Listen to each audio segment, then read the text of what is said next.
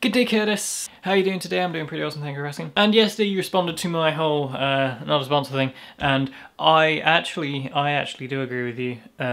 You did make a very good point that saying that it's not a sponsor is so obvious that it is just a joke. That's a very good point. You know, because obviously a multi-million-pound company, not even a local company from Nottingham, will sponsor us in a video because, well, we don't get enough traffic to do that. Anyway, yesterday you mentioned how you finished college recently, and congratulations for finishing your academic year. But on the topic of education, there's been something in the news which has been really irritating for anyone wishing to go into education. And I think you know what I'm talking about, because our government, our perfect government, which obviously is doing all the right things, including trying to ban...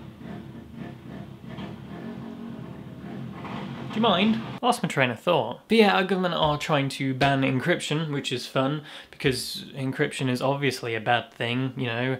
It's only crucial for businesses to use it. And on top of that, they're recently trying to ban WhatsApp for whatever reason. I'm getting the feeling that they're kind of technophobes, like they're very paranoid on the cyber spectrum, and they don't know what's good and what's bad in that spectrum, which is so annoying. But anyway, there's been recent talks of cutting the maintenance grant for low-income families. I don't know why. Like, the maintenance grant is there for students who come from a low-income family to have funding to live whilst they're studying. And now, instead of having these grants where they don't really have to worry about money after university, they're getting forced into crippling debts of a maintenance loan. And as most uni courses last 2 years, that is like 6 grand's worth of debt. But I really don't know how I feel about this, because on the one spectrum they're cutting a lot of money out, they're cutting a lot of funding out, which will save the country money. But on the other hand, people who are going to university and getting